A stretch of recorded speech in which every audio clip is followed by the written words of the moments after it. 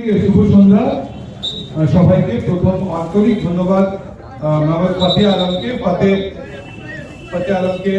আন্তরিক ধন্যবাদ।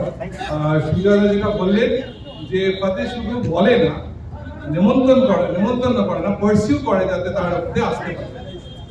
ও হচ্ছে আমাদের অল ইন্ডিয়া হিন্দু উলমা বোর্ডের প্রেসিডেন্ট এবং সানরাইজ স্পোর্টস ক্লাবের তরফ থেকে করেছে। আজকে এইটা পয়েন্ট আমি একটা কথা বারবারই বলে, আমি জানি না শোনা যাচ্ছে কিনা, আমি ওইখান থেকে বসে দেখছিলাম আওয়াজটা খুব আনক্লিয়ার। আমি একটা কথা মাঝে মাঝেই বলি, নানান হিংসার ইয়ে চলছে, তো বাতাবরণ চলছে, ধর্মে এত আমি একটা কথা মাঝে মাঝেই বলি, সব জায়গায় আজকে বলি পৃথিবীটা